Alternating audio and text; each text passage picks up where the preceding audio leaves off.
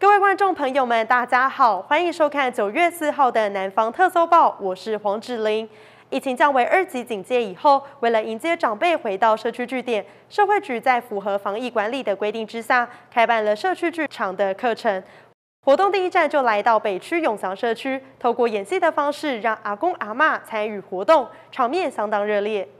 疫情一步步解封，由市府社会局在社区关怀据点所规划的课程，第一站选定永祥社区。剧场工作者在课程中，先给每位长辈在海报上画下剧场表演的角色，认识舞台相关位置以后，也实地设计各种肢体和口语表达训练，希望进一步带领长辈来演戏，除了让容易害羞的长辈增加自信，也借着长辈的生活经验，要凸显社区的问题。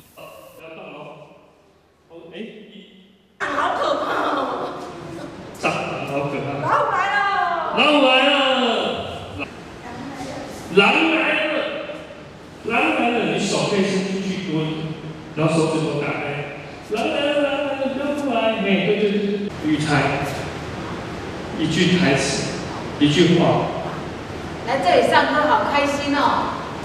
系列的戏剧的游戏啊、活动还有练习啊，主要是可以帮助这些乐龄的长辈呢，能够活动一下他们的身体，然后去打开他们的想象力，去运用他们的身体。然后第二个是可以帮助建立他们的一些信心啊，因为有些长辈他们就是比较害羞。社会局从去年在各据点开设社区剧场以来，就反应热烈，所以在疫情降为2级警戒之后，在做足防疫相关管制，开始规划课程，让长辈健康老化，展现自我价值。就是说，让那个老人生活得更活泼，还有说更有自信心。我们这边本来就有关怀据点啊，对象都是老人家啊，所以我们透过这个活动，希望有更多的老人家来这边参与啊，使老人家不会太那么无聊，就是增加老人家的活动力。啊，请这老大人吼，咱这关怀据点的老大人来这吼运动啊，先耍搬戏啊，互这人会当疏解因的压力安尼嘿。平常只在电视上看演戏，很少接触戏剧的阿嬷，这一回自己站上舞台，要演出精彩的一页。记者郭文吉台南报道。疫情逐渐趋缓，各社区的关怀据点陆续开放。位在楠梓区的家昌里，在开课的第一天，长辈们与好久不见的同学们相见欢，气氛非常欢乐。而区长和里长也送上代表平安的苹果，祝福长辈们健康平安。来，叉腰，来屁股左右横移。社区的长辈们认真地跟着老师比划舞蹈动作，久违的回到关怀据点上课，一点都没有生疏。位在楠梓区的新家昌社区发展协会，受到疫情的影响，停课3个多月，终于等到复课的这一天，长辈们都非常开心。好高兴哦，可以来见到同学们了哈，又来学跳这个活动，好几个月没有活动啊，现在来这样活动很好很好。我们就第一个赶快配合他们来做这样一个开课。当然开课的话，我们在疫情严峻当中我们也是要有所把关的所以我们就用健保卡来输入电脑来做这样的一个报道那还有就是实名制的部分量体温。在开课的第一天，区长和里长一一送上苹果，祝福区内的长辈们平平安安。而为了让他们更加便利，只要插下健保卡，就可以到社会局的网站线上进行10连制的登记。志工及服务人员也遵照规定，在活动前事先进行快筛。区公所在上个礼拜在预计要开课之前，就协助我们的关怀据点还有我们的里办公处呢，来做一些防疫的一个计划。那我们的据点跟我们的里办公处也都非常的配合，我们的市民好朋友们可以多多的运用我们这些活动的场域来参加服务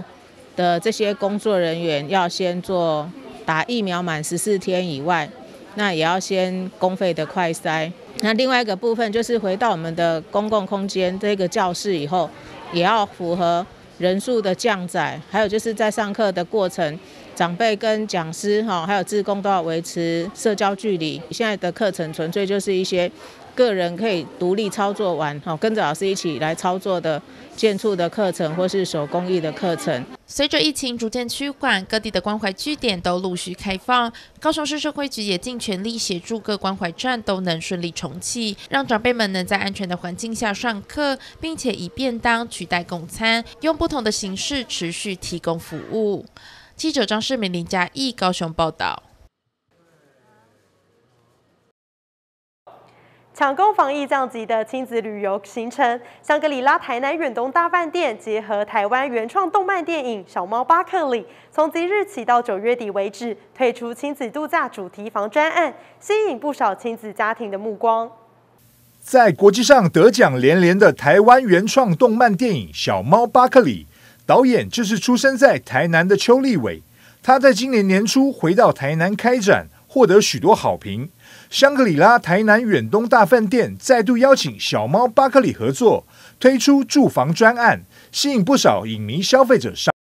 很多饭店都有走类似像联名的部分，那现在香格里拉也有做这种就是新的一种组合，对，那再加上你来住房就还有送冰淇淋的部分，我觉得还蛮优惠蛮划算的。小猫巴克里的话，就是因为跟台南的在地文化结合，我觉得这个是小朋友来的时候会觉得很新奇的东西，因为他们可能没有看过，然后又有送这个毛巾，很可爱，可以带回家。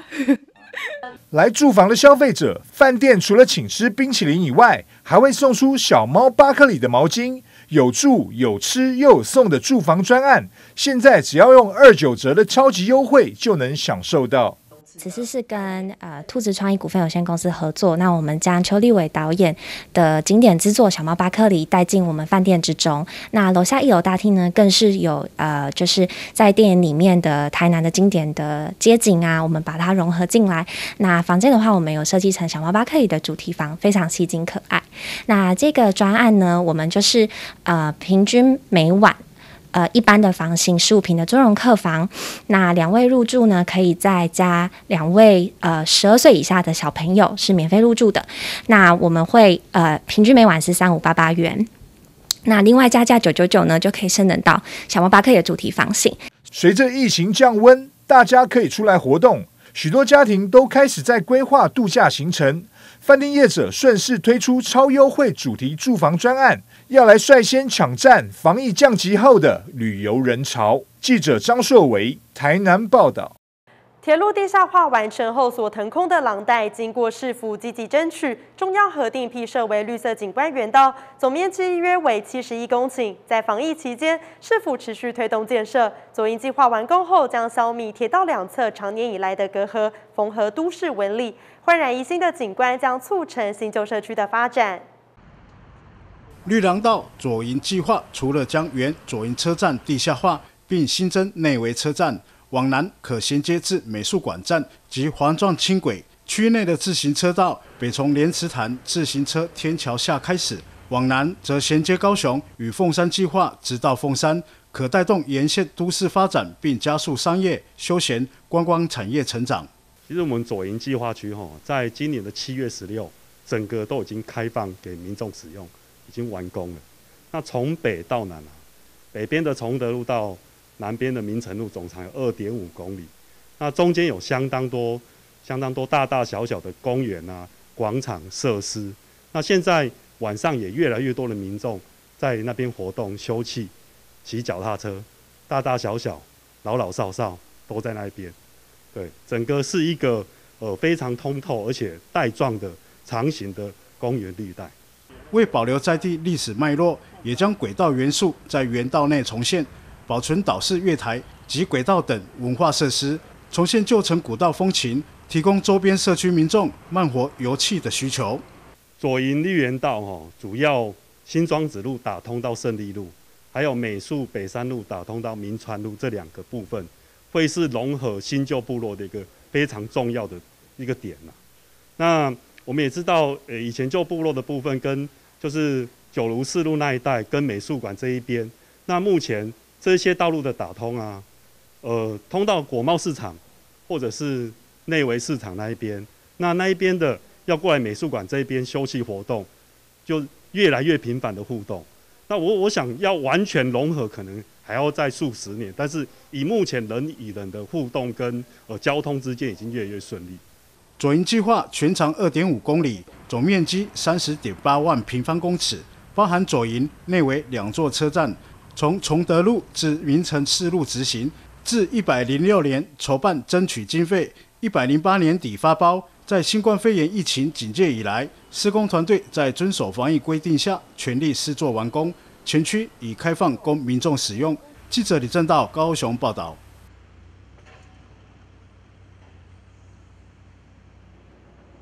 根据卫生福利部统计，最近几年因冠心症死亡的人数提高，奇美医学中心在2021疫情爆发的情况下，冠心症照护团队也是继续坚守岗位，顺利第3度通过医测会的冠状动脉疾病品质保证，借此提升南台湾冠状动脉疾病的患者有全面性的整合照护。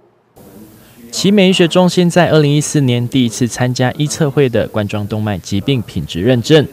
成为南部第一个通过品质认证的医学中心。虽然在今年疫情严峻的情况下，冠心症团队仍继续努力，让他们得以第3次通过医测会的认证，借此也可以提升南台湾冠状动脉疾病患者有更好的照护品质。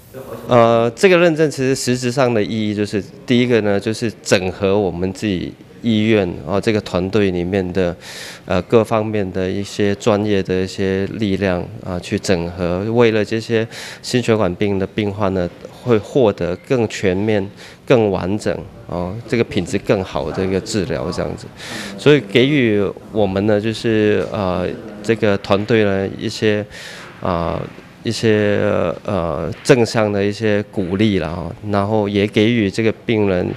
知道说，其实我们奇美心脏团队呢，其实为了他们做出了非常多的努力，也获得这个医测会的这个第3度的一个肯定。过去针对冠状动脉疾病的照顾，只有急诊医学部、心脏血管内科还有护理团队来协助治疗。现在奇美医学中心整合了跨领域的照护团队，其中包括心脏血管内科及外科、营养科以及戒烟卫教师等，总共有8个不同的单位来共同组成的心脏血管重症中心。透过加入更多的团队来强化对于冠心症患者的照顾。记者林跟刘品言台南报道。随着疫情趋缓，市府捷运局考量运量明显回升以及即将开学，高雄轻轨将于9月1号起加密班距，首班车提早为6点半发车，预期可让民众非常有感，搭乘轻轨的便利性提升。高雄市政府捷运局考量运量明显回升以及即将开学，高雄轻轨将在9月1日起加密班距，首班车提早为早上6点半发车。目前疫情已经逐渐的趋缓了哈，所以我们整个轻轨的这个运量的这个部分哈，那现在来讲，大概平日的部分已经达到5、6千了哈，那假日的时候已经可以达到1天1万的运量了哈。那另外的话，就是随着我们在9月1号的话也开学了哈，那市政府这边为了通学跟通勤的这个旅客来做着想的话哈。那我们从9月1号开始呢，我们营运的时间从原本的早上的7点，那现在提早到6点半的这个时间哈。那最主要是因我们通学跟通勤的人员做使用哈。尖峰时段平日早上6点半到8点半，下午4点半到6点半，假日下午1点到6点，班距将缩短为10分钟，离峰时段则维持15分钟班距。我们除了营运的时间提早之外的话，另外我们也把这个班距把它缩短了哈。那原本的我们班距是15分钟一班，那9月1号开始之后，那因人潮的增加，那我们在尖峰时候的话，我们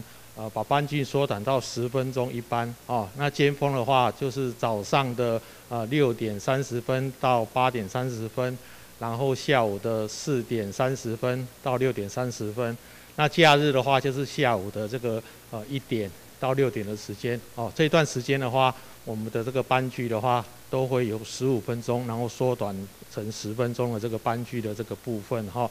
捷运局表示，目前轻轨票价能维持不变，采单一费率收费，使用电子票证收费10元，购买纸票者30元。呼吁搭乘民众多加运用或使用电子票证。记者李正道高雄报道。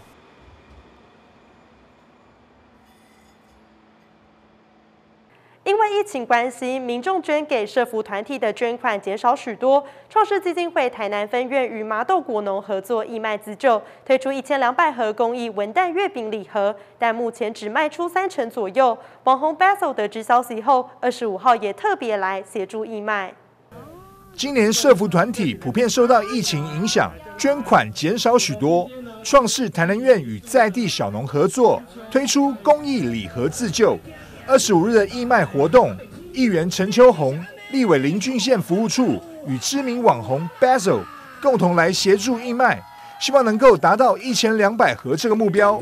Basil 更现场演唱歌曲，希望能够为义卖活动带来更多注目。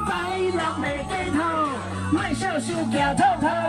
保证3年3月嘛是同款算袂了。大大有花大有花，你敢会晓唱？你会晓唱？大大有花大有花，跟我做一念，跟我做一念，说大大有花大有花。其实也是想要抛砖引玉啦，希望我小小力量可以帮助愈来愈多人安尼啦。所以我拄仔就直接认购哦，半斤到1斤安尼。哦，来买落来啊，送我们厝的人，送我亲朋好友安尼，啊，希望大家人哦也可以就是多多的去支持哦，我们在地台南麻豆的这个文旦。难得的是，麻豆气球宴文旦果园更是连续7年捐助礼盒义卖，爱心十足。今年是第7档做公益活动，吼啊，第7档其实嘛是不简单，嘛是。那个基金会伊给咱机会啦，啊，那么呼吁迄个社会大众会当伫疫情的当中，因嘛大家拢足困难的，好会当加做一寡迄个好代志，买油啊，会当帮助植物人安尼啦。这一次我们的义卖呢，我们的小农准备了1200盒，那目前只达到30%，希望大家能够继续的支持和帮忙这些身障团体。创世基金会台南分院总共照顾60位植物人，护理师运用护理专业，不分日夜守护，但因为疫情百业不易，捐助经费更大受影响。基金会恳请各界认购文旦礼盒，用行动支持植物人的常年服务。记者张硕维台南报道。在苓雅区有一间通讯行，老板发挥爱心，集结许多民众爱心的食物进行发放。因为老板体型高大壮硕，而且哪里有需要总是使命必达，帮助弱势，所以志工及许多民众都称他为霸气老板。泡面、面包、米粉，通讯行外堆满许多的食物，让这个不到2坪的骑楼瞬间成了在地居民的小型市场。大家称作阿荣的老板很霸气，他让出自己通讯行外的空间，让许多人能把多余的食物拿到店里。事情我做不到，我必须有个平台有人帮我处理，我就觉得这是一个很好的一件事。是啊，有爱心啊，这里有食物营养，我们就送过来，有东西就送过来。体型高大壮硕的阿荣老板，每天都照顾100多个弱势朋友、老人、独居长辈，皆有单亲妈妈。发挥尽大爱做小事的精神，从5年前的食物冰箱做到近期的食物银行，帮助许多弱势族群。他非常有爱心，很好。只要他做得到的，他说了，只要他做得到了，他会愿意付出。所以别看他这样子好像很凶了，他不笑的时候真的很凶。我刚开始的时候我不太敢跟他讲话，对，然后其实后来慢慢的就了解他是一个非常非常善良，对，善良的好人，对。他有一个称号叫霸气老板。阿荣老板食物银行社团的按赞数比他通讯行的还要多，很多人早已忘记了他的本行。读理工科毕业的他，历经离婚，看尽人生百态。虽然因为疫情自己也是苦撑着，但就因为曾经走过，所以更能感同身受，在艰困时期帮助需要的人。就是说我们常常在新闻上看到有一些单亲妈妈，还是说单亲爸爸、边缘家庭，有可能就是经济的压力哦，像小朋友可能都没有食物可以吃，然后造成说他们寻短哦的这种情形。其实每次看到这样的新闻，我内心的冲击都是很大的，所以我就想说，那我们就是减少这样的事情来发生这样。阿荣老板说，贫穷常常是一般人不会注意到的事，即使政府有相关单位，但因为重重的限制，也不一定能申请补助。而在经营的过程中，也遇到许多的问题。因为我们收食物发出，如果食物吃的有问题，有可能是会被告的。我心里的想法是说，你想要做的事情，然后你就是要排除困难去做。假设真的遇到了，那就是去解决这个问题。其实我们因为这样子，也有叔叔常来开单啊，甚至卫生局也来过开单啊之类的啊。那但是我们就是能改良的就改良嘛，那能做就做这个样子，就是尽量量力，就是尽力而为这样子。对，秉持将心比心的精神，阿荣老板的食物银行将继续照顾更多饥饿的人。这位霸气老板也希望有更多人一同投入食物不浪费、送爱心的行动。记者邱建勋、黄志玲高雄报道。台南市政府在今年初，为了打造友善动物城市，推出了路杀流浪动物善终方案，并进一步推出宠物友善空间的标章。在25号上午，我们也跟着镜头来到韩国女团 TWICE 子瑜妈妈所开的咖啡店里，市长颁发台南市第一批的宠物友善标章给合作店家。最近几年，宠物在家庭的角色扮演越来越重要。台南市长特别在25号早上来到周子瑜的妈妈开的手洗咖啡厅，颁发台南市首张宠物友善空间标章，并且亲自挂牌。子瑜妈妈表示，子瑜对毛小孩也是非常的有爱心，市府也希望透过子瑜的高人气，可以让更多的店家一起投入宠物友善空间的行列。那呢，我自己本身呢也有养宠物，我也很希望说呢，所有的空间真的方便呢，宠物可以自由进出的。这个对于我来讲，我也觉得所有养宠物的人都很希望能够有这样子的一个友善空间。那我也相信哦，在台南市政府市长的推动之下，还有我们台南市政府呢这样子的推广呢，结合了车队，结合了多家餐厅，一定呢可以让我们的台南市成为一个人与动物友善共生的一个快乐城市。除了手洗咖啡厅以外，包含台大车队、台南蜗苣宠物亲子民宿等，总共56个店家也提出挂牌的申请。透过越来越多店家的申请，渐渐能让台南成为宠物友善城市，也让许多有养宠物的民众不用再担心带他们的毛小孩出门会没有地方可去。走私猫被人道处理的方式，我们心里很难过。与其说是某一个官员或是某一个这个海巡人员的事情，不是，因为这是一个制度制度杀猫或者是制度杀宠物，坦白讲，应该从制度的修正开始做。但是我们希望打造台南市成为一个有宠物友善的城市，需要大家一起的努力，光是靠公务人员是没有办法的。所以希望说，广为传播对于宠物友善以及爱护动物的一个概念，不管是从学校的教育，从社会教育，从社团开始，我们都愿意做。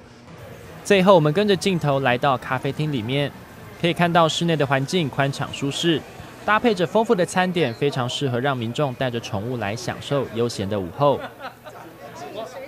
记者何朝邦、刘品言，台南报道。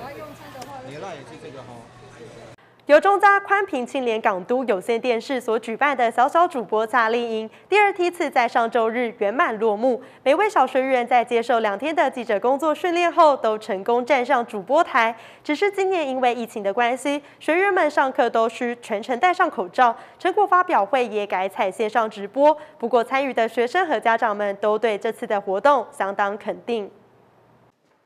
小学员初次站上主播台，心情既兴奋又紧张。小小主播夏令营，大家都踊跃报名。虽然只有短短几十秒钟，但每一位学员都全神贯注，想要呈现出最完美的表现。欢迎收看港都新闻，我是小小主播李永恩。随着疫情趋缓，各种活动一一恢复举行。经过2天的记者工作实务训练，从采访、撰写新闻到最后站上主播台，小学员们挑战一个又一个的不可能，现在个个自信心爆棚。就是有一点恐怖，然后蛮紧张的，但是练完的时候又觉得很好玩。一开始有点紧张，但是我在念，我本身有在朗读比赛，我在念这种上台的时候，我都会先念一个佛号，比如说这样阿弥陀佛，阿弥陀佛，这样就比较不会紧张。然后后来比赛完就觉得很开心，觉得自己会得第1名。